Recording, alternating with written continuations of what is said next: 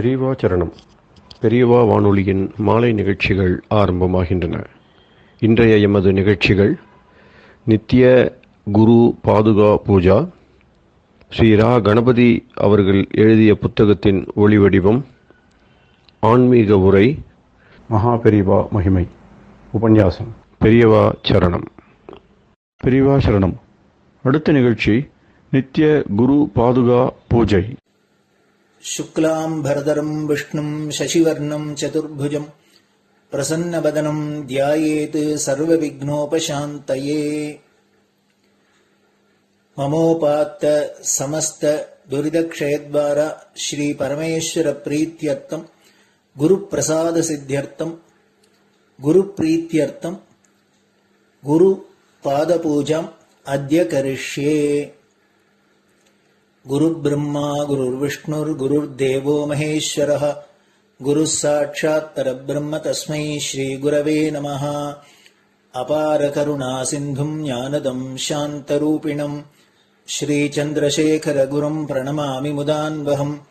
सदाशिवसमारम्भां शङ्कराचार्यमध्यमाम् अस्मदाचार्यपर्यन्तां वन्दे गुरुपरम्पराम्. எல்லோரும் குருவை பெரிவாளை தியானம் பண்ணிண்டு அர்ச்சனை பண்ணுவோம். அஷ்டோத்திரம். பெரியவா அஷ்டோத்திரம் பல அஷ்டோத்திரங்கள் இருக்கு. அதுல எளிமையா சுலபமா எது இருக்கோ அதை நான் இப்ப சொல்றேன். எல்லோரும் இதை கேட்டுண்டே திருப்பி சொல்ல முடிஞ்சுவா சொல்லி சொல்லி பெரிவாளுக்கு பாதத்துல ஒவ்வொரு புஷ்பத்தை அர்ச்சனை பண்ணலாம். ओम श्री कांची कामकोटि पीठाधीश्वराय नमः. श्रीमत् चंद्रशेखरेन्द्र सरस्वती गुरुभ्यो नमः. संन्यासाश्रम शिखराय नमः. काषाय दंडधारिणे नमः. सर्वपीठापहारिणे नमः. स्वामिनाथ गुरवे नमः. करुणासागराय नमः. जगदाकर्षण शक्तिमते नमः. सर्वचराचर हृदयस्थाय नमः. ओम भक्त परिपालक श्रेष्ठाय नमः. धर्म परिपालकाय नमः. श्री जयेन्द्र सरस्वत्याचार्याय नमः. श्री विजयेन्द्र सरस्वती पूजिताय नमः. शिवशक्ति स्वरूपाय नमः. भक्ताभीष्ट प्रदायकाय नमः. ब्रह्मण्य पोषकाय नमः. ब्रह्म विष्णु शिवैक्य स्वरूपाय नमः. कांची क्षेत्रवासाय नमः.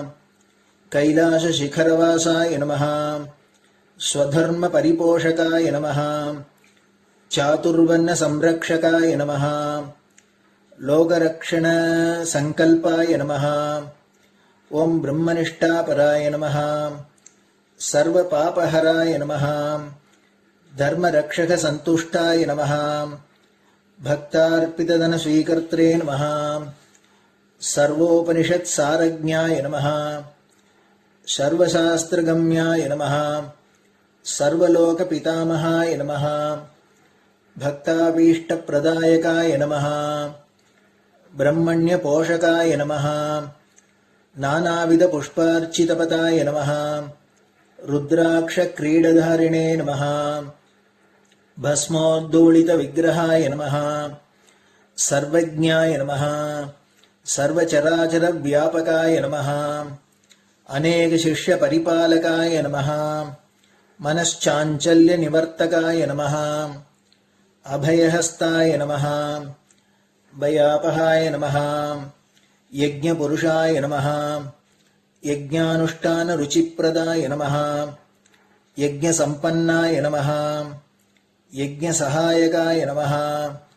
यज्ञफलदाय नमः. यज्ञप्रियाय नमः.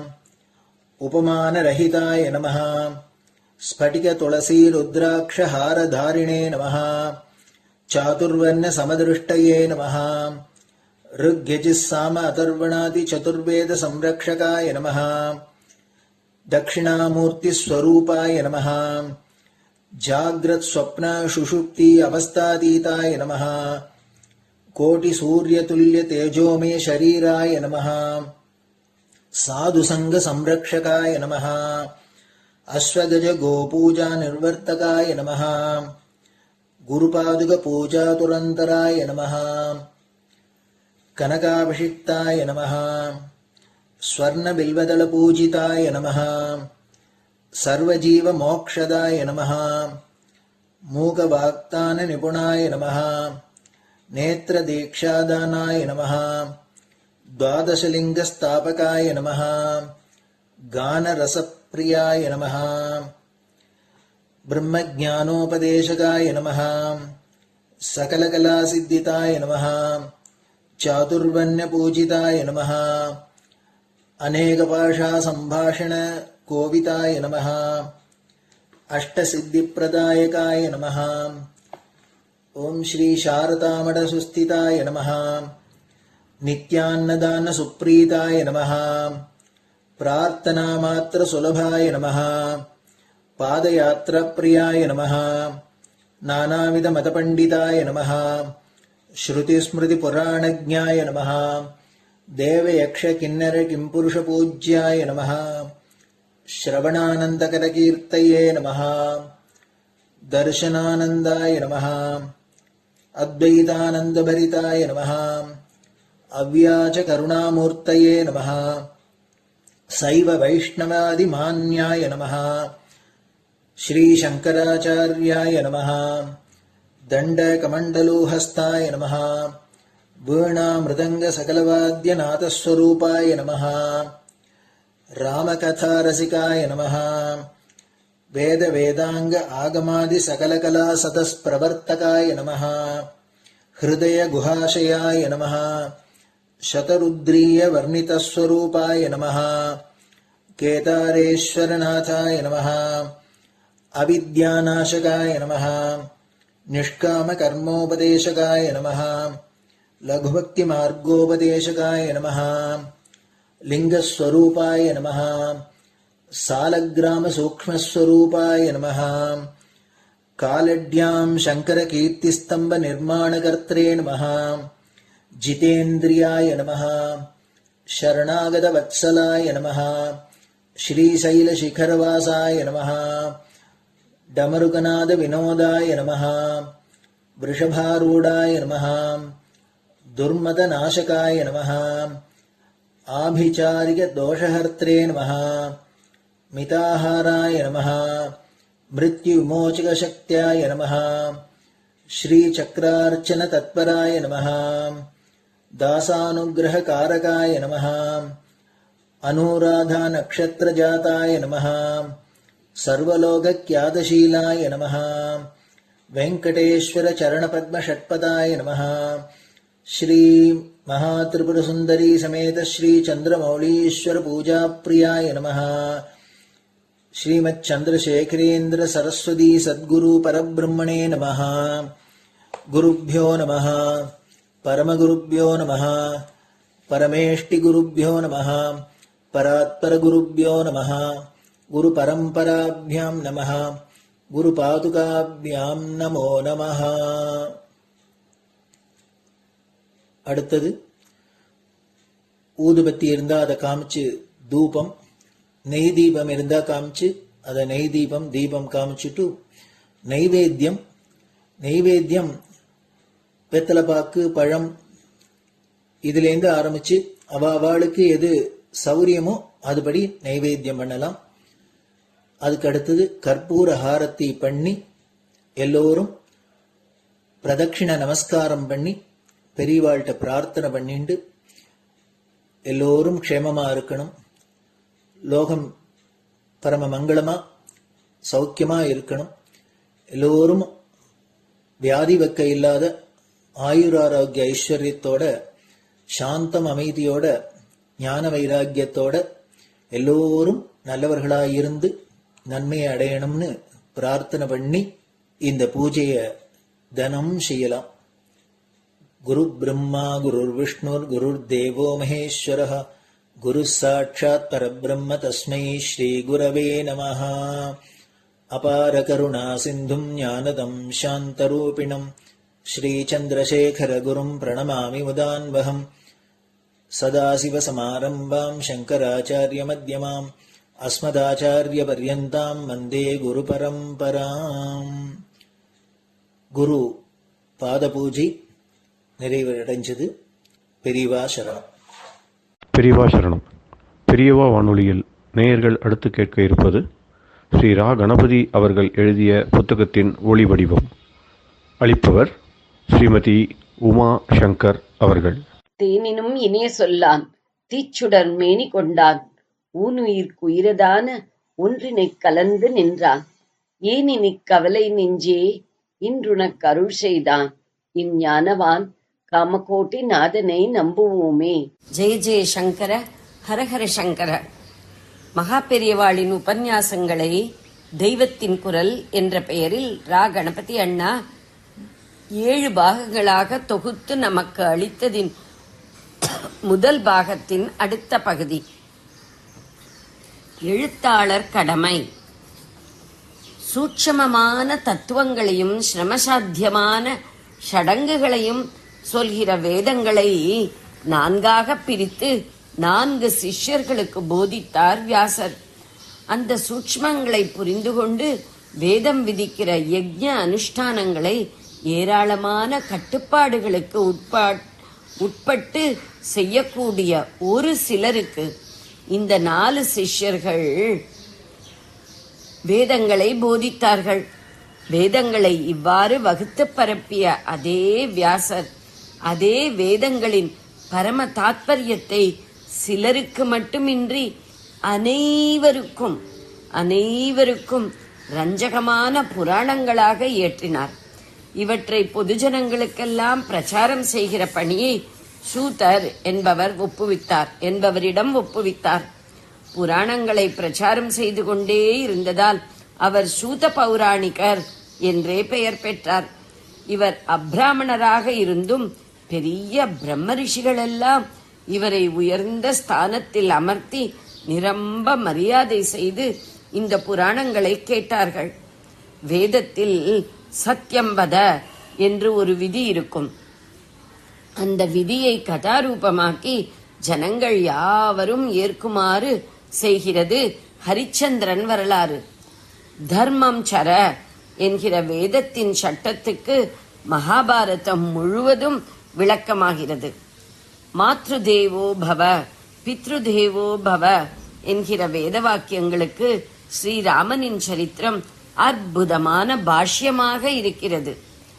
ஆத்ம அபிவிருத்திக்காக வேதத்தில் சொல்லியிருக்கிற சூட்ச்மமான தத்துவங்கள் எல்லாம் இப்படி பொதுஜனங்கள் எல்லோருக்கும் பௌராணிகரால் கதைகளாக பிரச்சாரம் செய்யப்பட்டன. தொன்று தொட்டு பௌராணிகர்களின் பிரவச்சனங்கள் நம் தேசத்தில் எங்கு பார்த்தாலும் நடந்து வந்திருக்கின்றன. கல்வெட்டுக்களை பார்த்தால் கோயில்களிலெல்லாம் புராண பிரவச்சனம், குறிப்பாக பாரத பிரசங்கம் நடந்து வந்திருப்பது தெரியும். நித்திய பூஜை போலவே புராண பிரவச்சனமும் கோயில்களில் அன்றாடம் நடக்க வேண்டும் என்று மானியங்கள் விட்டிருக்கிறார்கள். ஆலயத்தில் வழிபட்டும் புராணங்களை சிரவணம் செய்துமே சமீப காலம் வரையில் நம்முடைய பொதுஜனங்கள் சூதுவாதில்லாமல் யோக்கியர்களாக இருந்து வந்திருக்கிறார்கள். இக்கால நோக்கின்படி அவர்களுக்கு எழுத்தறிவு இல்லாமல் இருக்கலாம், ஆனால் அவர்கள் நல்ல பண்பு படைத்திருந்தார்கள் என்பதை பார்த்தால் அவர்களே வாஸ்தவமாக கல்வி பெற்றவர்கள் என்று சொல்ல வேண்டும். அச்சு இயந்திரம் கண்டுபிடிக்கும் வரையில் எல்லா கல்வியும் வாய்மொழியாக சொல்லி காது வழியாக கேட்டே வழி வழியாக வளர்ந்து வந்திருக்கிறது. அந்த காலத்தில் பனை ஓலையில் எழுதுகிற தேர்ச்சி பெற்றவர்கள் சிலரே இருந்தார்கள். மற்றபடி பெரிய வேதாந்தம் தெரிந்தவர்கள் கூட எல்லாம் செவி வழியேதான் கேட்டறிந்தார்கள். அச்சு இயந்திரம் வந்தது. அப்புறம் நிறைய புஸ்தகங்கள், நியூஸ் பேப்பர்கள் ஏற்பட்டுவிட்டன. பௌராணிகர்களின் இடத்தை இவை பிடித்துக் கொண்டன. எனவே பத்திரிகையாளர்களும் எழுத்தாளர்களும் தான் இன்றைய பௌராணிகர்கள் சூதரும் மற்ற பௌராணிகர்களும் எப்படி தர்மங்களை ரசமான கதைகள் மூலம் பொதுஜனங்களிடையே பிரச்சாரம் செய்தார்களோ அவ்விதமே செய்ய வேண்டியது இன்றைய பத்திரிகையாளர்கள் எழுத்தாளர்களின் கடமை. ஜனங்களுக்கு பிடித்ததை மட்டுமே சொல்வது என்று வைத்துக் கொள்ளக்கூடாது. அவர்களின் அறிவை மனத்தை உயர்த்துகிற விஷயங்களையே எழுத வேண்டும். இதை சுவாரஸ்யமாக செய்ய வேண்டும். உத்தமமான விஷயங்களை புது புது விதங்களில் உணர்த்த வேண்டும். பத்திரிகையாளர்கள் வாழ்நாள் முழுதும் மாணாக்கர்களாகவே இருந்தால்தான் தாங்களும் இப்படி புது புது விஷயங்களை அறிந்து மற்றவர்களுக்கு பிரச்சாரம் செய்ய முடியும். சத்தியத்தை சர்க்கரை பூச்சிட்ட மாத்திரைகளாக்கி தர வேண்டும். சர்க்கரை பூச்சித்தானே ஒழிய முழுக்கவும் சர்க்கரையாகிவிடக்கூடாது. வெறும் சர்க்கரை உடம்புக்கு நல்லதல்ல. வெறும் இந்திரிய ரஞ்சகமான சமாச்சாரங்களில்தான் ஜனங்களுக்கு அதிக கவர்ச்சி இருக்கிறது என்று சொல்லிக்கொண்டு இவ்விதமே எழுதுவது சரியல்ல. ஜனங்களுக்கு ஆத்மாபிவிருத்தி தருகிற முறையில் எழுதுவதற்கு இதயபூர்வமாக எழுத்தாளர்கள் பத்திரிகையாளர்கள் முனைந்தால் தானாகவே ஜனங்களுக்கு அதில் ருச்சி பிறக்கும். நம்மையும் உயர்த்தி கொண்டு நம் வாசகர்களையும் நாம் உயர்த்த வேண்டும் என்கிற கடமை உணர்ச்சியை பத்திரிகையாளர்களும் எழுத்தாளர்களும் பெற வேண்டும். இவ்விதம் ஆத்மக்ஷேமம், லோகக்ஷேமம், சாந்தி, சுபிக்ஷம் எல்லாவற்றுக்கும் மெய்யான சேவை செய்கிற பாக்கியத்தை பத்திரிகையாளர்கள் எழுத்தாளர்கள் பெற வேண்டும். ஜெய ஜெய சங்கர, ஹரஹர சங்கர. பெரியவா சரணம். இந்நிகழ்ச்சியின் அடுத்த பகுதி நாளை மாலை இதே நேரத்தில் ஒளிபரப்பாகும். பெரியவா சரணம். பெரியவா சரணம். பெரியவா வானொலியில் நேயர்கள் அடுத்து கேட்க இருப்பது திரு கவிக்கண்ணன் அவர்களின் ஆன்மீக உரை. பெரியவா சரணம். ராம் ராம்.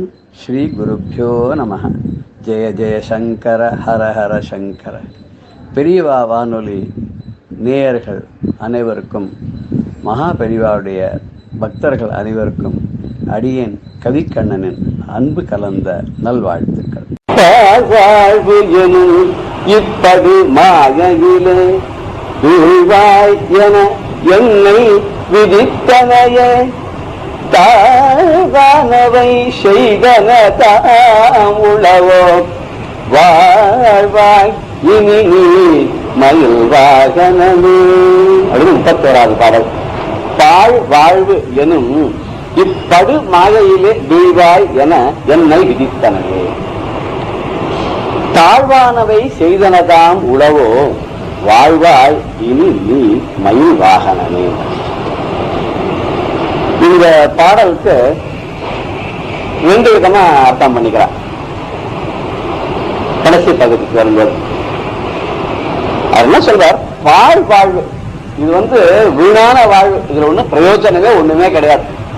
வரோம் போறோம் ஏதோ சாதிச்சோன்னு உண்மை கிடையாது. ஒரு கோட்டியில ஏதோ ஒரு 5-6 பேர் ஏதோ நல்ல காரியம் பண்ணி ஏதோ ஜனங்களுக்கு பொதுவா நல்ல காரியம் பண்றா, இல்ல சத் விஷயங்களை சொல்றா, இல்ல வேதாந்த விசாரங்கள் பண்றா, ஒரு பக்தி பிரவச்சனம் பண்றா, இப்படி ஏதோ ஒண்ணு பண்ணி ஒரு கோடியில ஒருத்தர் தான். அதான் ஒரு கோடியில இருக்கான்னு சொல்லுவோம்ல, அவெல்லாம் கோடியில ஒருத்தர். மிச்சம் எல்லாரும் என்ன பண்றா? வந்துட்டு போயிட்டு புனரப்ப ஜன்மம் புனரப்ப மரணம் இதுதான் போயிட்டு இருக்கே தவிர ஏதாவது சாதிச்சதா உண்டா அப்படின்னு கேட்டா ஒண்ணுமே இல்லை. இப்படி ஒண்ணுமே இல்லாத வந்துட்டு போயிட்டு இருக்கலாம். என்ன பிரயோஜனம்? ஒண்ணுமே பிரயோஜனம் இல்லாத, எந்த விதத்துக்கும் ஒரு எடுத்து பிரமாதமா சொல்லிக்கிற மாதிரி புகழக்கூடியதாக, ஒரு பெருமைப்பட்டுக்கக்கூடியதாக அப்படி ஒரு வாழ்வு இல்லை. சரி, ஏன் அவெல்லாம் பண்றா, நீங்க பண்ணப்படாதா? நல்லதான்னு எல்லாரும் இந்த பாக்கியம் கிடைக்கிறது இல்ல. ஒண்ணு அதை பண்ணணுங்க எண்ணம் வரணும். அந்த எண்ணம் வந்த அப்புறம் அந்த எண்ணத்தை செயல்ல கொண்டு வரதுக்குள்ள சூழ்நிலை அமையணும். அந்த சூழ்நிலை அமைஞ்சாலும் நமக்கு அதுக்கு தகுந்ததான சப்போர்ட் கிடைக்கணும், அதுக்காக ஒரு ஆதரவு கிடைக்கணும், அதை உற்சாகப்படுத்த செய்ய வைக்கணும். இதுக்கப்புறம் சில வசதிகள் வேணும். நம்ம என்ன நினைக்கிறோமோ செயல்படுத்துறது மனசு நினைச்சிடும், வாயும் சொல்லிடும். ஆனா அந்த கரணத்துல கொண்டு வரதுக்கு பல கஷ்டங்கள் இருக்கு. ஒரு சாதாரண ஒரு அன்ன சத்திரம் கட்டணும் அப்படின்னு ஒருத்தர் நினைக்க மனசா நினைச்சா போருமோ இல்லையா? உத்தியமேனவே வித்தியர்த்தி காரியாணி நான் மனோரதையும். அதாவது முயற்சி பண்ணி வந்தாதான் இருக்குது நடக்கிறத மனசு நினைச்ச அவசரம் ஒரு காரியம் நடக்காது. அதுக்கு என்ன காரணம் சொல்றாங்கன்னாக்கா, விக்கிரியத்தை நான் கண்டாதி காவகா கீரை விவர்த்தித்தான். ஒரு மாடு இருக்கு, பசுமாடு இருக்கு, பால் வெற்றி போயிடுது. அதுக்கு வந்து அதுக்கு கொம்புக்கு வர்ணத்தை பூசியோ அதுக்கு உடம்பு நிறைய துணிமணிகள் பட்டு துணிகள் எல்லாம் போட்டு இந்த மாட்டு பொங்கலை கொண்டு வராங்க. இந்த மாதிரி அழகா அலங்காரம் பண்ணி அதுக்கு மணி எல்லாம் அடிக்கணும் விக்கிரியன்ட்டு நான் கண்டாரு. அந்த மணி எல்லாம் அடிக்கணும் போது விற்கவே விற்காதான். ஏன்னா யாராக சீரக வைத்தான் பால் வெற்றி போடுறது இந்த மாதிரி என்ன பிரயோஜனம்? எல்லாத்துக்கும் வந்து உத்தியமையான எதையும் சித்தியாச்சு. அதுக்கு முயற்சி பண்ணாதான் காரியம் சித்திக்கும். காரியாமி நான் மனோரத்தைன்னு அடிச்சு விட்டான். வெறும் மனசுல இருக்கிற அபிட்டாசைக்கு ஒரு மனோரத்தம் பண்ணுங்கிற எண்ணம் தாமத்திரம் போறாது. அப்போ ஒரு நல்ல காரியம் பண்ணணும்னா கூட எத்தனையோ தேவை இருக்கு. ஒரு எண்ணம் வர வேண்டியிருக்கு, ஒரு சத்சங்கம் வேண்டியிருக்கு, அதை உற்சாகப்படுத்தினார் ஆள் வேண்டியிருக்கு, வசதிகள் வேண்டியிருக்கு. ஒண்ணுமே இல்லாத ஒரு பாழான ஒரு வாழ்வு. இது ஒரு மாயை, படு மாயைன்னு. படு மாயினா படுத்துகின்ற மாயைன்னு வச்சுக்கலாம், இல்ல நீ படு அப்படின்னு மாயைன்னு வச்சுக்கலாம். ரொம்ப பொல்லாத மாயை. படு துயம் அப்படின்னு சொல்லுவோம். பட்டதாலாம் போதும் படு துயரம் தாங்க முடியலாம் நிறைய. அதனால இந்த படும் துயர் நான் படக்கூடிய துயர் ரொம்ப படுக்கிறது அப்படின்னு சொல்லலாம். ரொம்ப பொல்லாததுன்னு எடுக்கலாம். இந்த பொல்லாத மாயை, இந்த மாயையான வாழ்வு, வாழ்வுங்கிற மாயை, மாயைங்கிற வாழ்வு எப்படி இருக்கிறாலும் ரொம்ப பொருத்தமா இருந்தது. இதுல போய் என்ன பண்ணிட்டு தர வேண்டிய வீழ்வாள் என்னை விதித்தனையேங்க. என்ன நீ அதுல போய் விழு, இதுல உழண்டு இதுல நீ கஷ்டப்பட்டு திண்டாடின்ற நீ வெளியில வர முடியாதுன்ற மாதிரி என்ன கொண்டு போய் விதிச்சுட்டியே. இது என்ன காரணம்? அது இங்க என்ன இருக்கு? ஏதாவது ஒரு நீ நியாயம் சொல்ல முடியுமோ? இப்படி எனக்கு விதிக்கலாமா? நான் உன்னோட பக்தன் இல்லையா? நான் உன்னோட அடியா, நான் உன்னுடைய பக்தன், உன்னுடைய அடிமை. இந்த அடியனை போய் இந்த ஒரு பாழான ஒரு வாழ்வை கொண்டு போய் இழுத்து நீ கஷ்டப்பட்டு சொல்லுங்க, என்ன நியாயம்? ஆனா ஒண்ணு சொன்னாரு, ஒன்ன சொல்லி ஒண்ணு தட்ட இல்லப்பா. பார்த்த தாழ்வானவை செய்வனதான் உழவோ. நான் ரொம்ப அந்த மாதிரி ஈனமாக நீச்சமாக இந்த கட்டத்துக்கு வழியா இழைக்கும் வினைவழியே அடுங்காலன் என்னை நடுங்க அழைக்கும் போது நம்ம செஞ்ச பாவத்து வழியா தான் வரான் எவன். அது மாதிரி நான் என்னென்னவோ தப்பு தண்டாலாம் பண்ணி பாவங்கள் எல்லாம் பண்ணி இந்த ஒரு ஜென்மா எடுத்துட்டு இந்த கட்டத்துல வேணுண்டு ஒன்ன போய் திப்பினா என்ன போதும். ஆனா ரொம்ப தாழ்வானது, ரொம்ப நீச்சமானது, மட்டமானதுன்னு சொல்லக்கூடியதெல்லாம் நான் இதே செய்திருக்கேன். செய்தனதான் உழவோ, நான் அதை செஞ்சிருப்பேனோ அனுபவம். அதனால நான் செஞ்சிருக்கேன்னா தான் எப்பவுமே எந்த ஒரு ரிசல்ட்டுக்கும் ஒரு காரணம் இருக்க முடியாது. காரணம் இல்லாத காரியம் கிடையாது. வெரி ஆக்ஷன் ஒரு ரியாக்ஷன் இருக்கிற மாதிரி ரியாக்ஷனுக்கு ஒரு ஆக்ஷன் இருந்தானே ஆகணும். அப்படி ஏதோ இருந்துட்டு அதனால தான் இருக்கு. சரி என்ன பண்றது? இருந்துட்டு போட்டேன், என் தலை எடுத்து நான் அனுபவிச்சுட்டு போறேன். ஏதோ தப்பு பண்றேன், அதனால தண்டனை கொடுத்துட்டேன். நான் உங்ககிட்ட வந்து முறையிட்டு கூட நீ பண்ணலன்னு என்ன பண்றது? நீ வந்து ஏதோ பண்ணிடுவேன் நான் நினைச்சேன். உங்ககிட்ட வந்தா என்னுடைய வினைப்பயன்கள்லாம் தீர்ந்து போயிடும். 12 கண்ணு இருக்கு, இந்த 12 கண்ணால பார்க்க போறேன். பார்த்தோன்னு கரெக்டா நான் தீர்ந்து போயிட போறது. தீர்ந்து போட்டுன்னா அதுக்கு நான் வந்து ரொம்ப புனிதம் ஆயிட போறேன். இனிமே நல்ல வழி ஆரம்பிச்சிடறேன். எல்லாரும் அதான் சொல்ல போனதெல்லாம் போட்டேன், இனிமேலாம் நல்லதை செய்யுங்களான்னு சொல்ல முடியும். நேற்று வரைக்கும் ஆனதான் ஆயிட்டு, கழுதெல்லாம் கழுவிட்டேன். பழசெல்லாம் விட்டுடுங்க. பழையன கழுதலும் புதியன புகுதலும். புதுசெல்லாம் வந்து புகுந்ததுன்னு சொன்னா இனிமேலும் நல்ல வாழ்க்கை தேர்ன நியூ லீஃப்னு சொல்றாங்க. இன்னும் புதுசா ஒரு வாழ்க்கை தொடங்கலாம், நல்லபடியா இருக்கலாம் அப்படின்னு ஆரம்பிச்சா அதுக்கும் வழி இல்லாத போயிடுச்சுப்பா. என்னது? சரி நீ நல்லா சொல்ற முடியும், ஷாமாருன்னு சொல்ற முடியும். நம்மளதான் ஒண்ணு கெடுத்துட்ட, ஒரு நல்லதையும் பார்க்க முடியாத பண்ணிட்ட. நீ யாரும் நன்னா இருக்கிறாலும் சில பெரியவா எல்லாம் போனோன்னு இதை தப்பு தண்டா பண்ணிட்டு ஒருத்தன் வாசல வந்து நின்னாச்சுங்க. ஆனா அப்படிதான் சதிக்க மாட்டாளாம். அவளுக்கு மனசு கேட்காது. ஏதோ பண்ணிட்டா நம்ம கட்டப்பட வேண்டிய வேலை நம்ம விதி. இவன் மூலமா வந்து நம்மளை படிச்சுட்டு அதுக்காக அவனை நம்ம சதிக்கப்படாது. பெரியவா அப்படிதான் நினைச்சுப்பான். வெறுக்கும் தகவல்கள் செய்யணும் தம் அடியாரை மிக்கோர் பொறுக்கும் தகமே புதிய தண்டனை அபிரானந்தால பார்த்தோம் இல்லையா? அவர் வந்து மகான்கள்லாம் என்ன பண்ணுவாங்கன்னா தப்பு பண்ணிட்டா கூட அதெல்லாம் பெருசுப்படுத்த மாட்டா. சரி இருக்கட்டும், அப்படியே பரவாயில்ல இனிமேலா ஒழுங்காரு அப்படின்னு சொல்லுவா. நம்மளை பாதிச்சுட்டு நம்முடைய ஒரு தீவினைனால நமக்கு கிடைச்சது. இவனில வேற யாரும் அந்த பாவத்தை பண்ணிருக்க போறான், மன்னிச்சிருவாராம். நீ அது கூட பண்ணலடா, வாழ்வா இனி நீ மயில்வாக, நீ யாரும் நல்லா இருங்க. இவர்தான் சொல்ல முடியும். ஒரு அபிராமிதாதில வர பக்தரோ இல்லைன்னா அருணகிரிநாதனோ தான் அந்த அளவுக்கு சொல்ல முடியும். ஏன்னா அவன் அந்த அளவுக்கு ஒரு சாகித்யத்துக்கு வந்துட்டான். நம்ம இன்னும் அரிச்சு விடுவியா இருக்கோம். ஆனா அவனால என்ன வேணாலும் சொல்ல முடியாது. பகவானையே பார்த்து நீ நன்னாருன்னு சொல்லணும், அது என்ன தைரியம் வேணும் பாருங்க. இது தாழ்வானவை செய்தனதான் உழவோ வாழ்வாய் இனி நீ மயில்வாக நினைன்றதுக்கு ஒரு மாதிரி ஒரு பஞ்ச் கொடுக்கிற மாதிரி ஒருத்தர் வந்து வியாக்கியானம் சொன்ன. என்னன்னா தாழ்வானவை செய்தனதான் உழவோ, என்ன பண்ண தாழ்வான வாழ்க்கை இந்த மாயையில கொண்டு போய் என்ன தள்ளிட்டு திண்டாடுறா கட்டப்படுறான்னு விட்டுட்டு நீ பார்த்து 12 கண்ணாலையும் பார்த்துண்டு ரசிச்சுண்டு 12 கையிலும் தட்டி கொட்டி ஆரவாரிச்சுன்னு உட்கார்ந்துருக்கேன் கட்டப்படுறதை பார்த்து. சில குழந்தை அவன் எறும்பு போயிருந்தேன்னா ரொட்டுன்னு தட்டும். அது அப்படியே ஆடி துணிச்சு சுத்தி வரப்போ பார்த்து சிரிக்கும். அது திருப்பி போகாம மறுபடியும் போய் தட்டும். அது மாதிரி என்ன பண்றான்னா இதே மாதிரி கட்டத்தெல்லாம் பட்ட வச்சு படம் வச்சு அவன் பார்த்து அனுபவிக்கிறான். ஒரு கவி கூட அம்பாளா பார்த்து சொல்ற, நீங்க வந்து என்ன மனசுல வச்சிருக்க எனக்கு புரியல.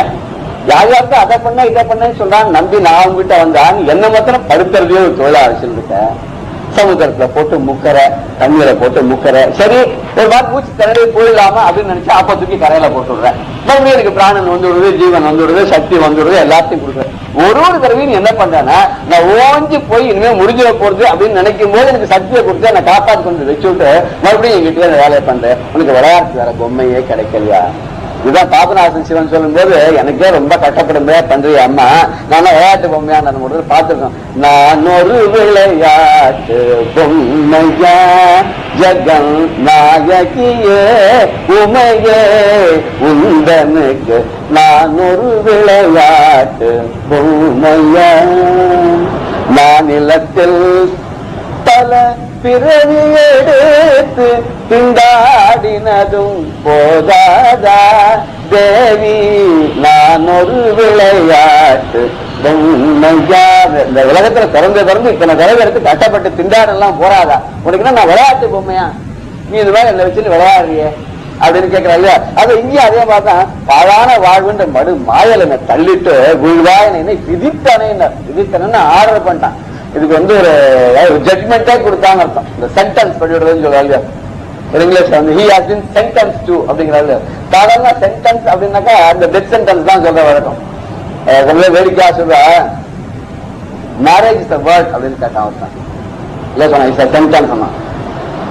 those who are not married is a word, but those who are married is sentence. இந்த சென்டென்ஸ்னா இந்த வாக்கியம் அர்த்தம் இல்லையா, இது ஒரு பனிஷ்மெண்ட் அர்த்தமா. சென்டென்ஸ் பனிஷ்மெண்ட், இங்க விதித்தனைங்கிறது இங்க ஒரு பனிஷ்மெண்டா. எனக்கு இப்படி ஒரு பனிஷ்மெண்ட் கொடுத்தா பகவான வாழ்வல் திண்டாடணும்னு சொல்லி என்ன நீ இப்படி கீழே அனுப்பிச்சுட்ட பச்சா, இது வந்து ஒரு பனிஷ்மெண்ட் மாதிரி பண்ண. தாழ்வானவை செய்ததான் கூட இதை விட கேவலமா யாரா பண்ணுவாளையா? ஒரு பக்தனுக்கு போய் இந்த மாதிரி வஞ்சகமா இந்த மாதிரி ஒரு விதிச்சு அந்த கஷ்டப்படும்படியா பண்ணி இதை விட கீழ்த்தரமா யாரா பண்ணுவாளா அப்படின்னு சொல்லிட்டு, இப்படி நீ பண்ணாலும் மறுக்கும் தகவல் செய்யணும் யான் உன்னை வாழ்த்துவன் அருளியோ. ஆமா, நீ என்ன வேண்டாம்னு ஒதுக்கி தள்ளா கூட நான் உன்னை விட மாட்டேன், நான் உங்ககிட்டயே அதே மூக்கத்தடியில கூட அதே தான் சொல்றேன். நீ என்ன மறந்து வேண்டாம் தள்ளி விட்டா கூட நான் எப்போதும் உன்னுடைய பாகத்தையே பிரச்சு கொண்டு தொங்கிக் கொண்டிருப்பேன் அப்படின்னு சொல்ற.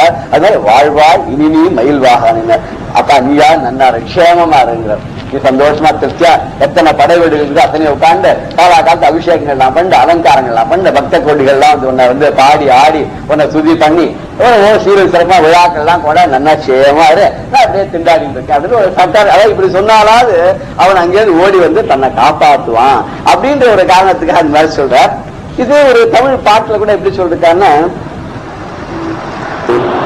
மனமில்லையோ மால் மருத கந்தருள் புரிந்திட கந்த முருகா, மனமில்லையோ மால் மருத உனை என்றும் நினையா நெஞ்சகன் நானோ உனதடி பணியா பஞ்சகம் தானோ மனமில்லையோ மால் மருகா.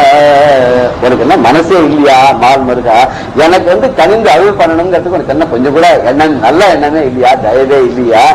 நான் என்ன உன்னை என்னைக்கு நினைக்காத ஒரு மனசு உடையவனாக்க, என் மனசுல உன்னை நினைச்சுக்கவே இல்லையா? உன்னை நினையாத நெஞ்சகனா இல்ல உன்னுடைய பாத மலர்கள் பணியாத வஞ்சகனா? நெஞ்சகனும் இல்ல வஞ்சகனும் இல்ல. அப்படி இருக்கும்போது ஏன் உனக்கு மனசு இல்லை என்னை காப்பாற்றுறதுக்கு? அறுபடை வீடுகள் அமர்ந்திடும் அழகா அடியேன் என்னை நீ மறத்தலும் அழகா. இது அறுபடை வீடுகள் அமர்ந்திடும் அழகான 6 படை வீடுகள்ல நீ அமர்ந்து கொண்டிருக்கிறாய், ரொம்ப அப்படிப்பட்ட அழகானே. அடியேன் என்னை நீ மறத்தலும் அழகா. இந்த ஏழை உன்னுடைய பக்தன் உன்னுடைய அடியேன் என்னை நீ மறந்து போறது அழகா. நீ அங்க அழகா உட்காந்து என்ன மறக்கிறது அழகா. குரமகள் கணவா குருநகை குமரா குந்தலாம் விளங்கும் பூவேல் அமரா. அந்த வள்ளிக்கு கணவனாக வாய்த்தவனே, அழகான புன்சிரிப்போட உடையவனே, மலைகளெல்லாம் குடிகொண்டிருக்கக்கூடிய வேலாயுதத்தையுடைய பரமனே, அமரனே, அழியாத பரம்பொருளாக்கக்கூடியவனே, உனக்கு என்ன மன்னமில்லையோ மருகா கந்தர் பொறிந்திட கந்த முருகா மன்னமில்லையோ மருகா அப்படிங்கிற ஒரு பாடல மாதிரி சொல்றோம். இது அடுத்ததுல என்ன சொல்றாருன்னா, பெரியவா சரணம். இந்நிகழ்ச்சியின் அடுத்த பகுதி நாளை மாலை இதே நேரத்தில் ஒளிபரப்பாகும். பெரியவா சரணம். பெரியவா சரணம். அடுத்த நிகழ்ச்சி மகா பெரியவா மகிமை உபன்யாசம். வழங்குபவர் பிரம்மஸ்ரீ கணேச சர்மா அவர்கள். அபார கருணா சிந்தும் ஞானதம் சாந்தரூபிணம் ஸ்ரீ சந்திரசேகரகுரும் பிரணமாமி முதான்வகம். காஞ்சி மகா பெரியவா ஷோலாப்பூரில் போகுல் ஃபேக்ட்ரியில் இருந்தால், அங்கே போகுல் ஃபேக்ட்ரியில் இருக்கிறதே தனுர் மாதம் வந்தது. தனுர் மாதத்தில் அந்த ஃபேக்ட்ரியில் ஒரு சிவன் கோவில் இருக்குது, அழகான சிவன் கோவில். அந்த தனுர் மாத பூஜைக்கு அந்த சிவன் கோவிலில் பூஜை பண்ணுறது.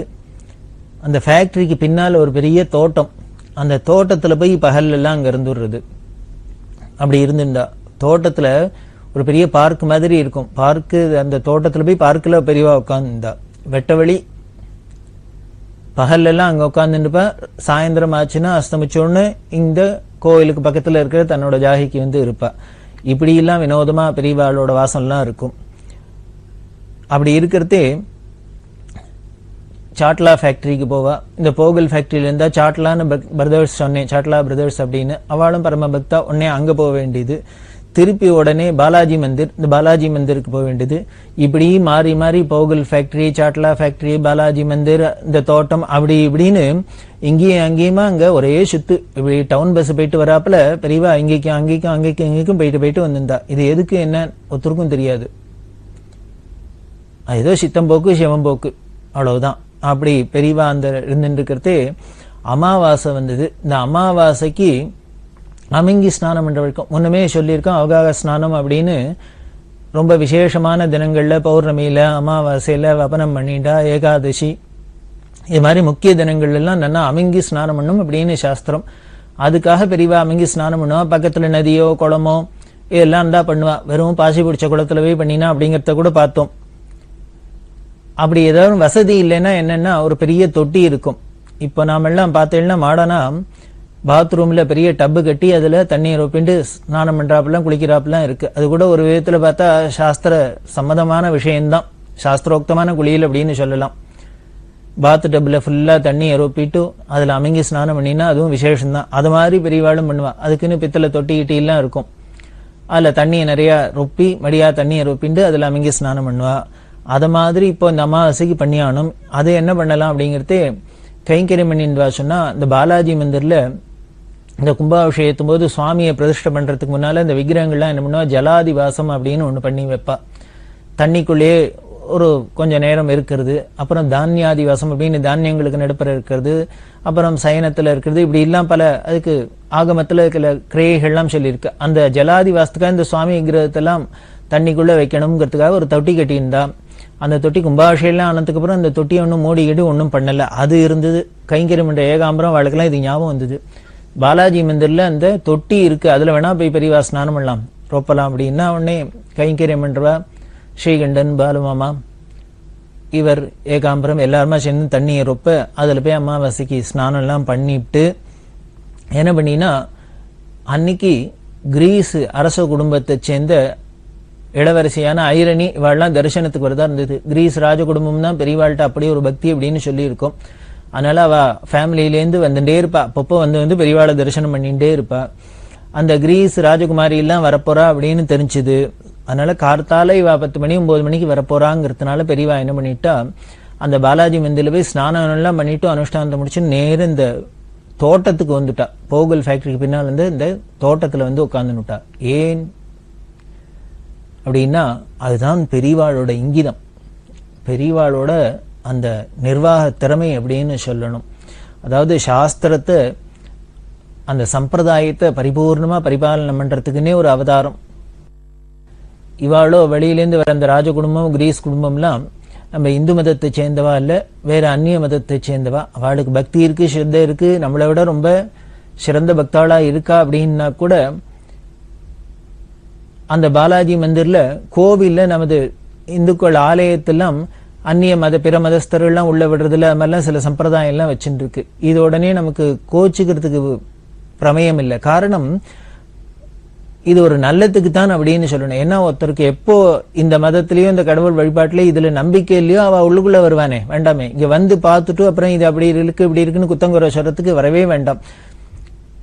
எல்லா மதத்திலையும் இப்படி வச்சுட்டு இருக்காளே, மற்ற மதத்தெல்லாம் கூட யாரும் அந்நியர்கள்லாம் அந்த உள்ளுக்குள்ள போய் அவளோட மாஸ்கா இருக்கட்டும் அதுவா இருக்கட்டும் இங்கெல்லாம் போறதில்லை அப்படின்னு ஒரு சம்பிரதாயத்தை விடுறதில்லைன்னு வச்சுருக்கா. அது மாதிரி சில கோவில்ல சம்பிரதாயம் இருக்கு. அது மாதிரி இந்த பாலாஜி கோவிலும் ஏதான சம்பிரதாயம் இருந்தா இவாளை வந்துட்டு வர வேண்டாம் அப்படின்னு சொன்னா இந்த கோவில் நிர்வாகத்துக்கும் சங்கடமா இருக்கும், வந்தவாளுக்கும் சங்கடமா இருக்கும். அப்படிங்கிறதுனால இதை அவாய்ட் பண்றதுக்காக பெரியவா என்ன பண்ணிட்டா, இந்த வெட்ட வெளியில பார்க்கில் உட்காந்துனுட்டா. அவ வர போறாங்கிறதுக்கு முன்னால 1 மணி நேரத்துக்கு முன்னால போய் உட்காந்துனுட்டா. அதுவும் உட்கார்ந்த இடத்துலயும் அழகு என்னன்னா, பெரியவா கிழக்க பார்த்து உட்கார்ந்துட்டு இருக்கா. வரவாள்லாம் அப்போ மேற்க பார்த்து தான் பெரியவாளை தரிசனம் பண்ணிக்கணும். இது எதுக்காக இப்படி உட்காந்துன்னா வேற ஒண்ணும் இல்லை. பெரியவாளோட அந்த கரிசனத்தை பாருங்க, தரிசனம் பண்றவாளுக்கெல்லாம் எதிர்வெயில் அடிக்கும். எதிர்வெயில் அடிச்சதுன்னா கண்ணை கூசும், பார்க்கறது கஷ்டம், இப்படிலாம் பல இடைஞ்சல் இருக்கும். அதனால தான் வெயில் தம்மேல பட்டாலும் பரவாயில்லன்னு தான் வெயில் இத்தாப்புல கிழக்க பார்த்து உட்கார்ந்துட்டு இருக்க. மற்றவாளுக்கெல்லாம் பார்க்கறவாளுக்கு தரிசனம் பண்ணுறவாளுக்கு பக்தாளுக்கு ஒரு வெயில் படாத இருக்கணும் அப்படிங்கிறதுக்காக தான் கிழக்க பார்த்து திரும்பி உட்கார்ந்துட்டு தரிசனம் கொடுக்குறா. ஏன்னா வரவா ராஜ குடும்பம், அவளுக்கு என்ன வெயில பார்த்துருக்காளா வேனல பார்த்துருக்காளா, அதுவும் கிரீஸ் தேசத்திலேருந்து வந்தவா இருக்கிறவா, அங்கேயே இருக்கிறவா, இப்படி அவளுக்கும் சௌரியத்துக்குன்னு வச்சுக்கலாம். இருந்தாலும் இது பெரியவாளோட கருணை. இப்படி எல்லாம் பார்த்து பார்த்து தரிசனம் கொடுக்கறதுக்குள்ள இப்படி எல்லாம் பண்ணுவா. பெரியவா காஞ்சிபுரத்துல இருக்கிறதே மடத்துல ஒரு மேடை மாதிரி இருக்கும், அதுலதான் அவளோட வாசம் இருந்திருந்தா. அந்த மேடையிலே தான் உட்காந்து அனுஷ்டானம் பண்ணுவா, ஜபம் பண்ணுவா, தரிசனம் பண்ணுவா, தரிசனம் கொடுப்பா, எல்லாம் பண்ணுவா. கீழே இறங்கி உள்ளுக்குள்ள பிட்சைக்கு ஸ்நானத்துக்கெல்லாம் போறதே என்ன பண்ணுவான்னா, அதுக்கு படி மாதிரி இருக்கும், அடிப்படி மாதிரி இருக்கும். அதுல இறங்கி பின்பக்கமா நமக்கு காமிச்சுன்னு தானே போகணும், போகமாட்டா. இப்படி பின்பக்கம் தான் இப்படி பிடிச்சுன்னு பின்பக்கமாவே இறங்கி போவா. அதாவது இந்த ஜனங்கள்லாம் தான் இறங்குறத கூட தான் தரிசனம் பண்ணட்டுமே அப்படிங்கிறாப்புல. அப்படி ஒரு கருணை. அது மாதிரி இங்க வெயில்ல தான் பார்த்துன்னு வெயில பார்த்து உட்கார்ந்துட்டு அவளுக்கு தரிசனம். இது வெயில் அப்படி உட்கார்ந்துருந்தா, வெட்ட வெளியில உட்கார்ந்துருந்தா, கிழக்க பார்த்து உட்கார்ந்தா, வெயில் தம்மேல பட்டாலும் பரவாயில்ல, பக்தாளுக்கு சௌரியத்துக்காக பெரியவா அனுகிரகம் பண்ணா அப்படின்லாம் பாக்குறோம். இது பகவானோட குணம். உப்பூர்னு ஒரு இடம் இருக்கு, அதுல பார்த்தீங்கன்னா பிள்ளையார், வெயிலுகந்த பிள்ளையார் அப்படின்னு பேரு. ராமநாதபுரத்துல இருக்கிற ஒரு க்ஷேத்திரம் உப்பூர் அப்படின்னு பேரு. அந்த உப்பூர்ல இருக்கிற பிள்ளையாருக்கு மேல கூரை கீரை ஒன்றும் ஆவரணம் கிடையாது, வெயிலுகந்த பிள்ளையார் அப்படின்னு பேரு. சுசீந்திரத்துல ஹனுமார் இருக்கார், அவருக்கும் மேல வெட்ட வெளியில தான் இருக்கார். இப்படி பல சுவாமிகள்லாம் பல க்ஷேத்திரங்கள்ல சுவாமி இல்லாமே வெயில்ல தானே இருக்கு. அதுக்கு பெரியவா தெய்வத்திற்குள்ள ரொம்ப அழகா சொல்றா. தன்னோட குழந்தைகள, தன்னோட சிருஷ்டி பண்ணின குழந்தைகள, மனுஷால எத்தனை பேருக்கு வீடு வாசல்லாம் இல்லாத தெரு ஓரத்திலையும் மரத்தடியிலையும் அப்படிலாம் கொடுத்துனோம்ன்றாப்புல வெயிலையும் மழையிலையும் நினைறாப்புல இருக்கு. அதனால சுவாமி என்ன பண்ணாருன்னு அந்த கரிசனமா, ஐயோ இவாள்லாம் நம்ம குழந்தை எல்லாமே இப்படி வெயிலையும் மழையிலையும் நனைஞ்சுட்டு காஞ்சுட்டு இருக்கே, நமக்கு என்ன ஆடம்பரம் வேண்டு கிடக்கு அப்படிங்கிறதுக்காக நாமளும் கொஞ்சமான இப்படி இருக்கலாமே அப்படின்னு சில க்ஷேத்திரங்கள்ல இவரும் வெயிலுக்கு மழைக்கு எல்லாத்துக்கும் பார்த்துட்டு வெட்ட வெளியில இருக்காராம். இது பெரியவாளோட வியாக்கியானம். இந்த வியாக்கியானம் எல்லாமே பெரியவாளுக்கும் பொருத்தம் தான். அப்படி இருந்துன்னு தரிசனம் கொடுத்தா. தாயிற் சிறந்த தயாவானத்துன் பெரியவாள்கிட்ட கைங்கரியம் என்ற ஏகாம்பரம் அப்படின்னு அவர்கிட்ட ஒரு நாளைக்கு கேட்கிறா. ராத்திரி பேசிட்டு இருக்கிறது, அது சரி நீ எப்ப பாரு எங்கிட்டயே வந்து இருக்கியே, இந்த ஏகாம்பரத்துக்கு கல்யாணம் ஆகி 2 குழந்தைகள் எல்லாம் இருக்கா, அதனால உன் குழந்தைகள் எல்லாம் கேட்காதோ, நீ எப்ப பாரு பெரியவாள்கிட்டயே போயிருக்கே, எங்களோடயே இருக்க மாட்டேங்கிறே, அப்படின்லாம் குழந்தைகள் கேட்காதோ அப்படின்னு பெரியவா கேள்வி கேட்டா. இந்த கேள்வியை இப்படி எதிர்பாராத ஒரு கேள்வி சடனா, இதுக்கு பதில் எப்படி சொல்றது? ஆமான்னு நாம சொல்லிட்டோம்னா அவசரப்பட்டு உடனே பெரியவா என்ன பண்ணுவா, பேக் பண்ணி அனுப்பிச்சுடுவா. அப்ப போய் குழந்தைகளோட ஆசையை தீர்த்து வை, குழந்தைகளோடயே இரு அப்படின்னு சொல்லிடுவா. அதனால இந்த பெரியவாள்கிட்ட கைங்கரியம் பண்ணுவாள்லாம் பழந்துன்னு கொட்டம் போட்டவா அப்படிங்கிறப்பல அவளுக்கு பெரியவாளோட அந்த பாவம் எல்லாம் ரொம்ப புரியும். அதனால இவர் என்ன பண்ணார், ஒன்னும் பதில் சொல்லல. ஆனா பெரியவா மூஞ்சியை பார்த்துட்டு இருக்கா இந்த கேள்வியை கேட்டுட்டு. உடனே அவர் என்ன பண்ணார், பெரியவா அனுகிரகத்துல அவருக்கு வாக்குல எல்லாம் வாக்கு ஸ்வரூபமாவும் அவ தானே இருக்கா. உடனே அவர் சொன்னார், இல்ல அப்படி கேட்க மாட்டா, நீ மட்டும் எப்ப பாரு பெரியவாளை போய் பார்த்துன்னு பெரியவாளோடயே இருக்கே, எங்களை அது மாதிரி அழிச்சுன்னு போய் தரிசனம் பண்ணி வைக்க மாட்டியா, எங்களையும் அழிச்சுன்னு போக மாட்டியான்னு கேள்வி கேட்பா அப்படின்னு. இது சொன்னோன்னு, இந்த பதில சொன்னோன்னு பெரியவாளுக்கு ஒரே சந்தோஷம், பரம சந்தோஷம். அப்படியா குழந்தைகள் கேட்கும், ஆசைப்படும் அப்படின்ட்டு. அப்ப நீ ஒண்ணு பண்ணு, உடனே உங்க ஊருக்கு ஆத்துக்கு போன் பண்ணி தக்க துணையோட குழந்தைகள்லாம் இங்க அழிச்சுன்னு வரத்துக்கு ஏற்பாடு பண்ணு அப்படின்ட்டா. யாரு வராளோ அங்கேருந்து அவள்கிட்ட பத்திரமா அந்த குழந்தைகளை அழிச்சுன்னு வர சொல்லி ஏற்பாடு பண்ணி குழந்தைகளை இங்கே உடனே அழிச்சுன்னு வா, அவளுக்கு ஆசை தீர அவளும் இங்கே இருக்கட்டும், தரிசனம் பண்ணட்டும் அப்படின்னு. இது ஏகாம்பரத்துக்கு ரொம்ப சந்தோஷமா இருந்தது. பெரியவாளுக்கு என்ன ஒரு கிருபை, என்ன ஒரு கருணை. இது எதனால இப்படி திடீர்னு ஏதோ ராத்திரி படுத்துட்டு இருக்கிறதே பேசுற பெரியவா இது மாதிரி கேள்வி கேட்டு இது மாதிரி ஏற்பாடு பண்றான்னா வேற ஒன்றும் இல்லை. இங்க எங்கேயோ மெட்ராஸில் இருக்கிற பட்டணத்தில் இருக்கிற அந்த குழந்தைகளுக்கோ அவர் சம்சாரத்துக்கோ யாருக்கு என்ன தாபம் வந்திருக்குமோ தெரியல. அதாவது அந்தரியாமையா எல்லாத்துலேயும் சர்வாந்தரியாமையா இருக்கிறதுனால யார் மனசுல என்னென்ன குறை, என்னென்ன ஆசை, அவளோட அபீஷ்டங்கள் என்ன, அதெல்லாம் பூர்த்தி பண்ணி வைக்கிறதுக்கு தானே பகவானான அவ இருக்கா. அதுவும் சேர்ந்தது போல இருக்கு. அவளுக்கு தரிசனம் என்ற காலம் கனிஞ்சு கொடுத்து வேலை வந்துடுத்து. அதனால பெரியவா அப்படி ஏற்பாடு பண்ணி வை அப்படின்னு சொன்னா. இவரும் உடனே ஃபோன் பண்ணி, பிரதோஷம் மாமா தான் எப்பொழுதும் பிரதோஷத்துக்கு தரிசனத்துக்கு வராளே, அப்போ பிரதோஷம் மாமா வரர், ராமநாதன் செட்டியார், டாக்டர் வேல் முருகேந்திரன், முருகேசன், இப்படி பல பக்தாள்லாம் சேர்ந்து வரத்தே இவா எல்லாரோடையும் பத்திரமா அழிச்சுன்னு வர சொல்லி பிரதோஷ மாமாவுக்கு சொல்லி ஏகாம்பரத்தோட சம்சாரம், குழந்தைகள் எல்லாருமா பெரியவாள்கிட்ட வந்து சேர்ந்தா பொங்கல் சமயத்துக்கு அங்க வந்திருக்கா. அதுக்கு முன்னால பெரியவாள்கிட்ட தரிசனம் பண்ணிக்கிறா. தரிசனம் பண்ணா அந்த குழந்தைகளுக்கெல்லாம் ஒரே பரம சந்தோஷம். ஏகாம்பரத்திட்ட சொன்னா, நீ என்ன பண்ணு, பக்கத்துல துளஜாப்பூர் இருக்கு, துளஜாப்பூர்ல பவானி ரொம்ப விசேஷம், அதே மாதிரி பண்டரப்பூர் பெரிய க்ஷேத்திரம் பாண்டுரங்கன் விசேஷம், குழந்தைகள் இவ்வளவு தூரம் வந்திருக்கா, அதனால இவாளை அழிச்சுன்னு போய் எல்லா இடத்துக்கும் தரிசனம் எல்லாம் பண்ணி வச்சுட்டு வா அப்படின்னு அனுப்பிச்சுட்டா. இவர் அவள்லாம் அழிச்சுன்னு போனாரு. எல்லாம் அந்த என்னென்ன க்ஷேத்திரம் பார்க்கணுமோ அதெல்லாம் பார்த்துட்டு வந்தா ஒரு நாளைக்கு இந்த குழந்தைகள்கிட்ட பேசின்னு இருக்கா. அந்த ஏகாம்பரோட பொண்ணு புள்ள அவ 2 பேரும் ராத்திரி உட்காந்து வச்சுன்னு பெரியவா தனியா உட்காந்து பேசின்னு இருக்கா. ஏகாம்பரத்துக்கே தெரியாது, வேதபுரி சாஸ்திரியில் அவர் தான் பக்கத்துல இருந்தார். அந்த பையன்கிட்ட கேட்டா, உங்க அப்பா இங்கெல்லாம் அழிச்சுன்னு போனாலா, என்ன பண்ணா, எது பண்ணா, உங்களுக்கு என்னெல்லாம் வாங்கி கொடுத்தா அப்படின்லாம். குழந்தைகளோட சுபாவம் மூலியோ அங்கங்க போனாக்கா இதை வாங்கி கொடு, அதை வாங்கி கொடுங்க. என்ன வாங்கின, உங்க அப்பாட்ட கேட்டியா, வாங்கி கொடுத்தாளா என்ன அப்படின்னா, ஒரு பொம்மை, குதிரை வண்டி பொம்மை ஒண்ணு, அதை வாங்கி கொடுத்துருக்கார். இந்த குழந்தை கேட்டிருக்கான், அப்பா வாங்கி கொடுத்துருக்கா. என்ன வாங்கி கொடுத்தான்னா, இந்த குதிரை வண்டி பொம்மைன்னா பொம்மையை கொண்டு வானா பார்த்துன்னு இருக்கா. இந்த பொம்மையை பார்த்தா கூட இன்னொரு அவரோட ஏகாம்பரம் பொண்ணும் இருக்கே, அவ 2 குழந்தைகளையும் வச்சுன்னு பேசிட்டு இருக்கா. பொம்மை இந்த குதிரை வண்டி பொம்மையை பார்த்துட்டு பெரியவா சொல்றா, குதிரை வண்டி வாங்கிட்ட, இந்த வண்டியில உங்க அக்கா உட்காத்தி வச்சுன்னு ஓட்டின்னு போவியா நீ அப்படின்னு பெரியவா கேட்கிறா. அந்த பையன் ஓட்டின்னு போவேன் அப்படிங்கிறோம். உடனே இந்த பொண்ணு சொல்றது, நான் கூட ஓட்டுவேன் பெரியவா, நானும் ஓட்டின்னு போவேன் அப்படின்னு. இப்படி எல்லாம் அந்த குழந்தைகளோட விளையாடிண்டு அதுகளை சந்தோஷப்படுத்திட்டு இப்படி இருக்கா பெரியவா. இந்த குழந்தைகளோட விளையாண்டு சந்தோஷப்படுத்துவா அப்படின்னு பல நிகழ்ச்சிகள் ஞாபகத்துக்கு வருது. பெரியவா ஒரு குழந்தைகள்லாம் வந்தாக்கு தரிசனத்துக்கு வந்தா அந்த குழந்தைகளா எப்படி இருப்பா, அந்த குழந்தைகள்கிட்ட எப்படி பிரியத்தை காமிப்பா அப்படிங்கிறது ஆச்சரியமா இருக்கும். நமக்கு சாஸ்திரங்கள் எல்லாமே சொல்றது, பெரிய பிரம்மனிஷ்டாலாம் ஞானிகள்லாம் எப்படி இருப்பான்னார், குழந்தைகள் மாதிரி இருப்பா இல்லையா பைத்தியம் மாதிரி இருப்பா அப்படின்னு சொல்ற. நாமள்கிட்ட இதை 2த்தையுமே நிதர்சனமா பெரியவாள்கிட்ட பார்க்கலாம்.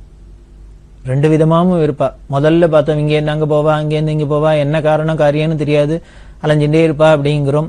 அப்படியும் இருப்பா. இப்ப பார்த்தீங்கன்னா குழந்தைகளா இருக்கா. ஒரு பையன் பெரியவாள்கிட்ட தரிசனம் வந்திருக்கா, அப்பா அம்மா அழிச்சுன்னு வந்திருக்கா.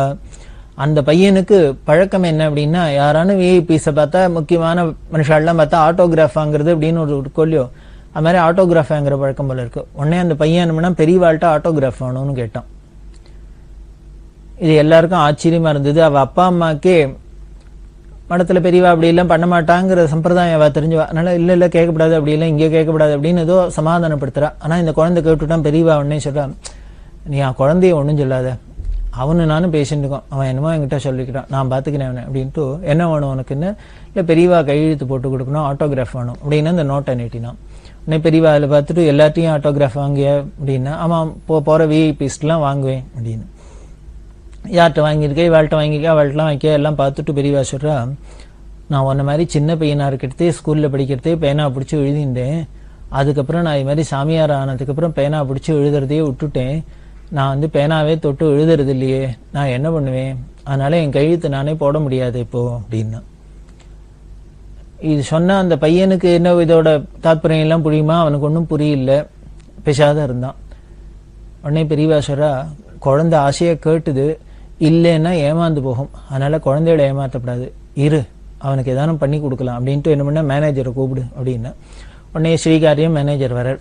வந்தா பெரியவா சொல்றா, இந்த பையனுக்கு என்னோட கையெழுத்து வேணுமா, ஆட்டோகிராஃப் வேணுமா, அதனால ஒண்ணு பண்ணுங்க, மடத்துல அதாவது பெரியவாள்கிட்டேருந்து ஆசி செய்தி வாங்குறது இதெல்லாம் அது ஸ்ரீமுகம் அப்படின்லாம் சொல்லுவான்.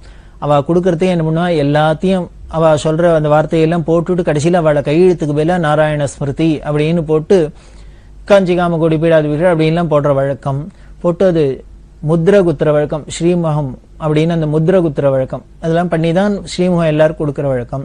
இதை மேனேஜர்கிட்ட சொல்லி, அதனால இது மாதிரி என்னோட கையெழுத்துக்கு பதிலா அந்த போட்டு நாராயண ஸ்மிருதின்னு போட்டு இப்படி எல்லாம் ஸ்ரீமுகம் கொடுக்குறாப்புல இந்த பையனுக்கு என்ன பண்ணி இந்த நோட்டை எடுத்துன்னு போய் இந்த பையனை அழிச்சுன்னு போய் என்னோட பெயரை எழுதி அதுல இது மாதிரி இந்த சீல்லாம் வச்சு கொடு அப்படின்னா.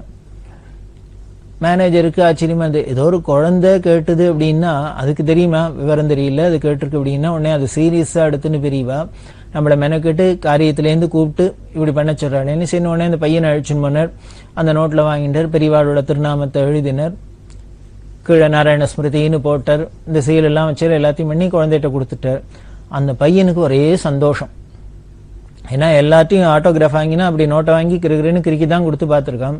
இவர் என்னமோ பெரிய ஆள்லாம் அழிச்சுன்னு போறா, அங்க போறா இங்க போறா, சீலை வைக்கிறா, அதுக்கு ஏகப்பட்ட சாங்கோபங்கள்லாம் இருக்கே அப்படின்னு ரொம்ப சந்தோஷம். அந்த நோட்டை வாங்கிட்டு ஒரே குதிச்சுன்னு வந்தான்.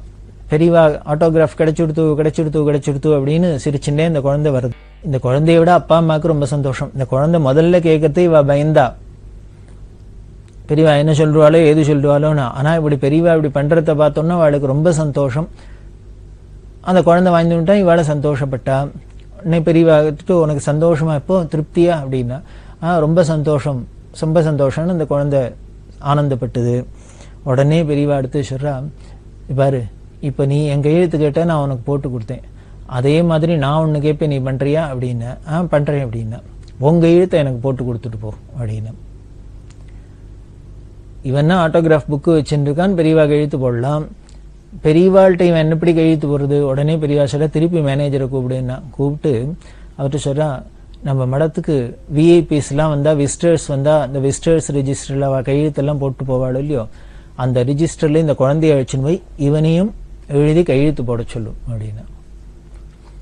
இந்த குழந்தைய அழிச்சுன்னு போய் அந்த விஐபி ரெஜிஸ்டர்ல, விசிட்டர்ஸ் ரெஜிஸ்டர்ல அந்த குழந்தை தன்னோட கையெழுத்தை போட்டுட்டும் வந்தது. அந்த பையனுக்கு இன்னும் புடிபடல சந்தோஷம். பெரியவா நமக்கு கையெழுத்து போட்டு கொடுத்தா நம்மளோட கையெழுத்தை வாங்கினுட்டாளே அப்படின்னு அந்த குழந்தை ஒரே சந்தோஷம். ஆச்சரியமா இருந்தது இந்த அப்பா அம்மாவுக்கு, பார்த்திருந்த பக்தாளுக்கெல்லாம். என்ன பெரியவா இவ்வளவு சௌலபியம், இவ்வளவு வாத்சல்யம், அது எது குறிச்சுது அப்படின்னார். விஐபி கையெழுத்து போடுறாப்புல இருந்தது. ஒரு விஐபி ரெஜிஸ்டர்ல பிரைம் மினிஸ்டரும் பிரசிடென்ட்டும் இவாளும் வந்தா கையெழுத்து போடுற ஒரு ரெஜிஸ்டர்ல ஒரு வாண்டு குழந்தை, விவரம் தெரியாத குழந்தை கையெழுத்து போட வைக்கிறது, கையெழுத்து போடுறது, அதுக்கு பெரியவா போடுன்னு சொல்றா அப்படின்னா யாரு கண்டா? நமக்கு என்ன தெரியும்? பிற்காலத்துல அந்த குழந்தை எப்பேற்பட்ட விஐபியா வரப்போறதோ வந்திருக்குமோ என்னமோ தெரியாது நமக்கு.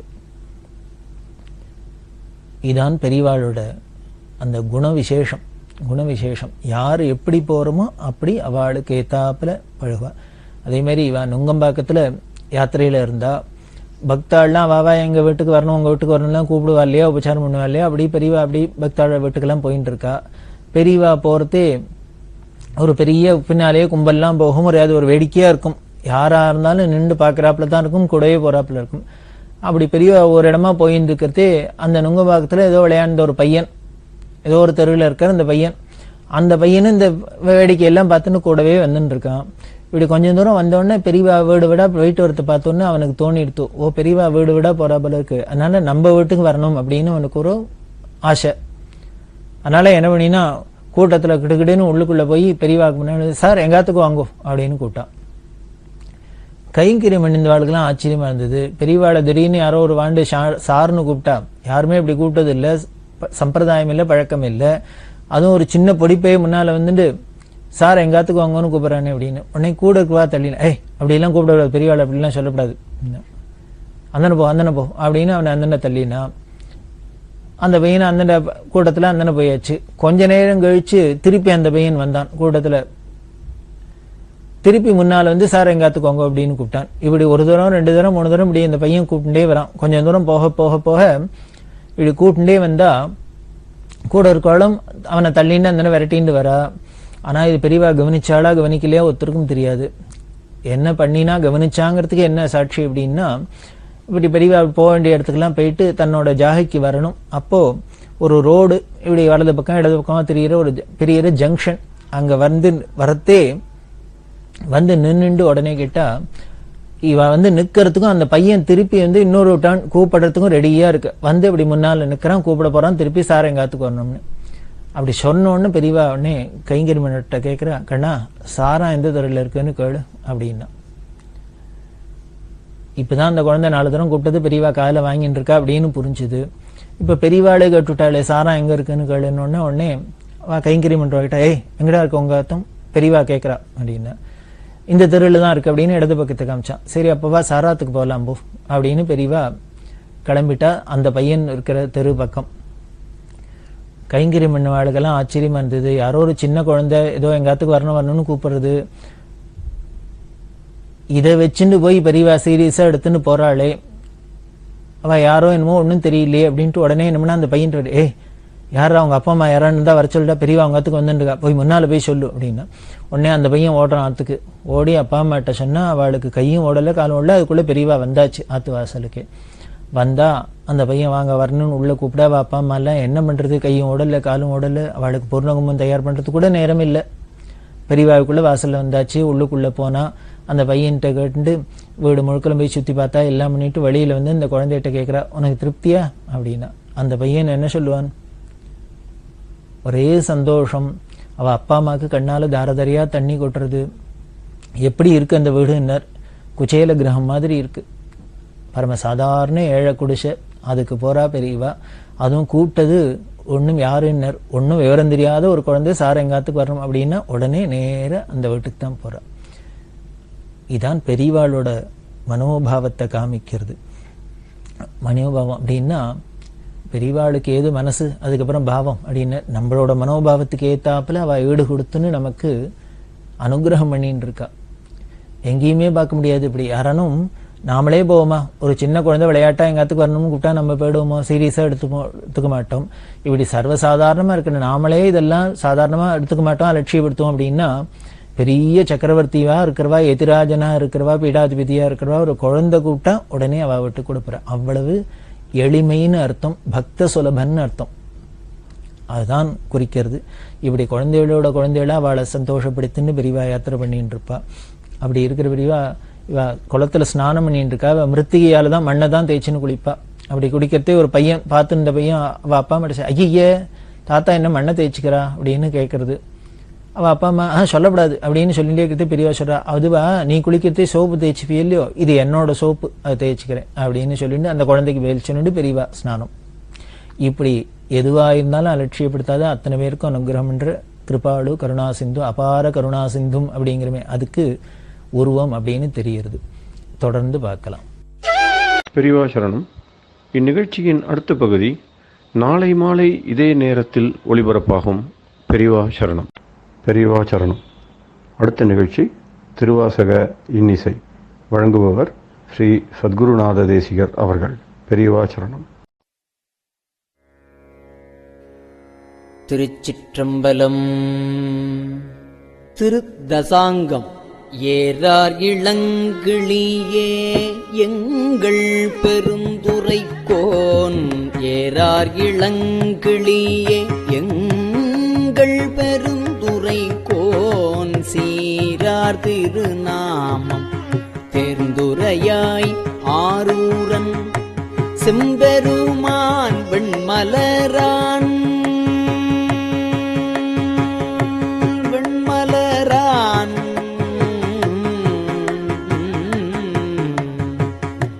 செம்பெருமான் வெண்மலரான் பார்க்கடலான் செப்புவ போல் எம்பெருமான் தேவர் வீரான் என்று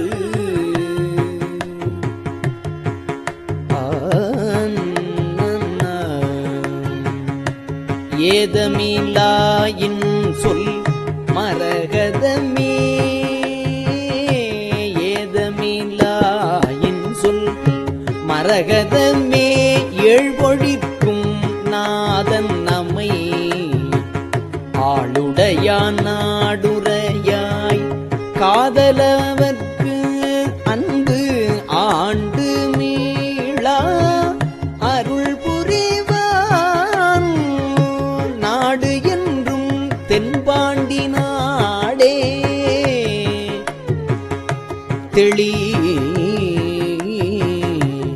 தாதாடு பூஞ்சோலை தத்தாய்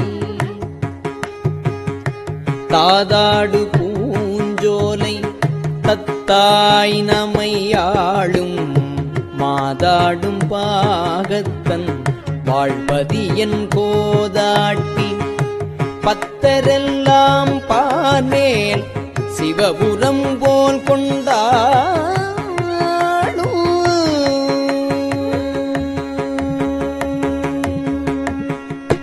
தாதாடு பூஞ்சோலை தத்தாய் நமையாளும் மாதாடு பாகத்தன் வாழ்பதியன் கோதாட்டி பத்தரெல்லாம் பார்மேல் சிவபுரம் போல் கொண்டாடும் உத்தர கோச மங்கை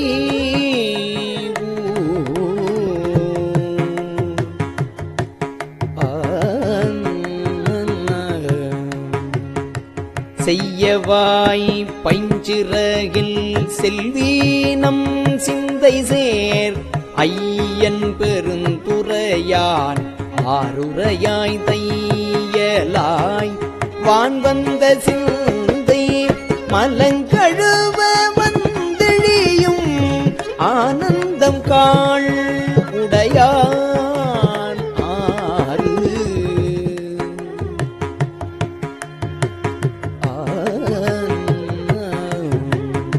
கிஞ்சுகவாய் அஞ்சுகமே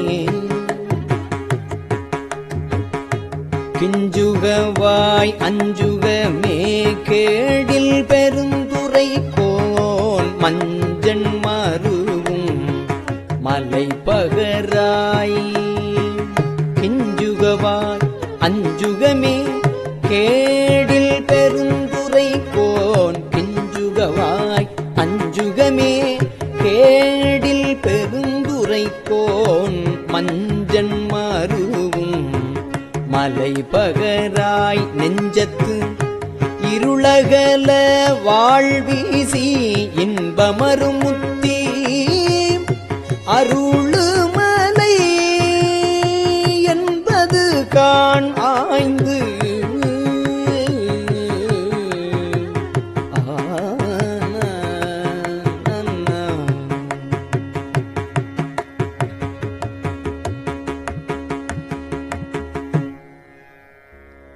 இப்பாடே வந்து இயம்பு கூடு புகழ் என் கிளியே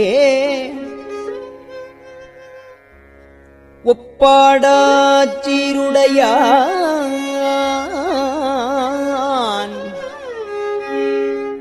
இப்பாடே வந்து இயம்பு கூடு புகழ் என் கிளியே ஒப்பாடா சீருடையான் ஊர்வது என்னே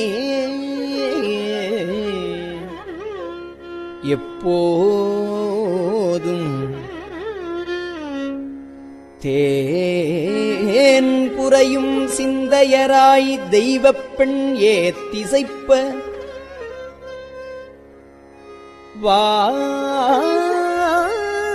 வான் புரவி ஊரும் மகிழ்ந்து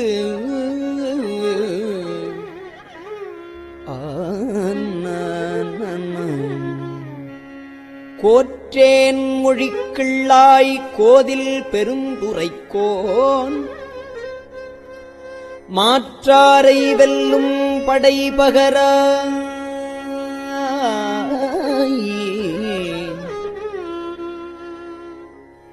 ஏற்றார் அழுக்கடையான் நெஞ்சு உருக மும்மலங்கள் பாயும் கழுக்கடைகான் கைக்கொள் படை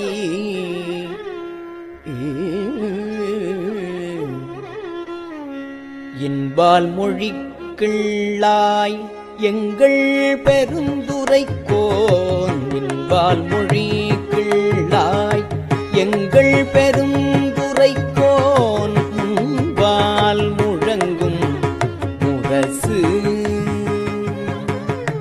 இன்பால் மொழிக்கிள்ளாய் எங்கள் பெருந்துரை துரைக்கோன் முன்பால் முழங்கும் முரசு இயம்பாய் முன்பால் முழங்கும் முரசு இயம்பாய் அன்பால் பிறவி பகை கலங்க பேரின்பத்து ஓங்கும் பருமிக்க நாதப்பறை பிறவி பகை கலங்க பேரின்பத்து ஓங்கும் பருமிக்க நாதப்பறை ஆயமொழி கிள்ளாய் ஆயமொழி கிள்ளாய் அள்ளூரும் அன்பருவால் மேய பெருந்துரையான் மெய்த்தார் என் தீயவினை நாளும் அணுகா வண்ணம் தீயவினை நாளும் அணுகா வண்ணம் நாயேனையாளுடையான் தாளி அருகாம் உவந்தார் நாளும் அணுகா வண்ணம் நாளும் அணுகா வண்ணம் நாயேனையாளுடையான் தாளி அருகாம் உவந்தார் தாளி அருகாம் உவந்தார் சோலை பசுங்கிளியே பூநீர் பெருந்துரைக்கோன் சோலை பசுங்கிளியே பூநீர் பெருந்துரைக்கோன் கோலம் பொலியும் கொடி கூறாய் கோலை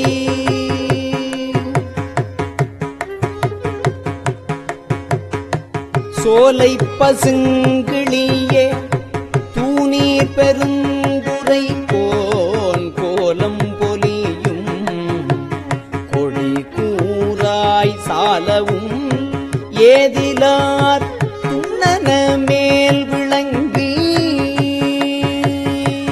ஏதிலார் துண்ணன மேல் விளங்கி ஏற்காட்டும் கோதிலா ஏறாம் கொடி கோதிலா ஏறாம் கொடி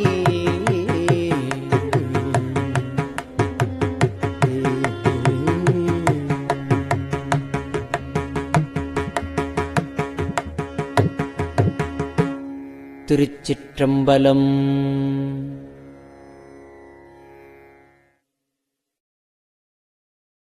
பெரியவா சரணம். இந்நிகழ்ச்சியின் அடுத்த பகுதி நாளை மாலை இதே நேரத்தில் ஒளிபரப்பாகும். பெரியவா சரணம். பெரியவா சரணம்.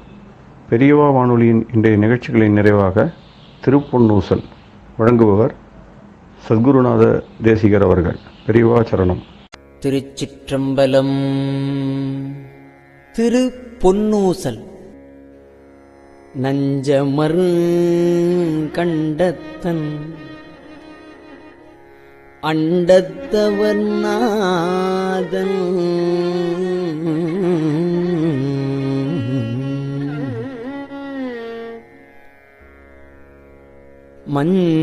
மஞ்சுதோய் மாடமணி உத்தர கோசமங்கை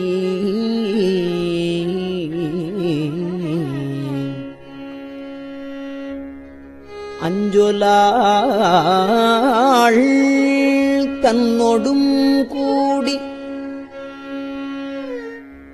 அடியவர்கள் நெஞ்சுளே நின்று அமுதம் ஊறி கருணை செய்து துஞ்சல் பிறப்பறுப்பான் தூய புகழ் பாடி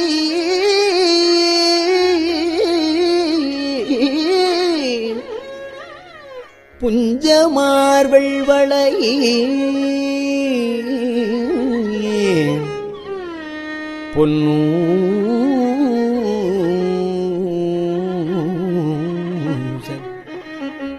பொன்னூசல் ஆடாமோ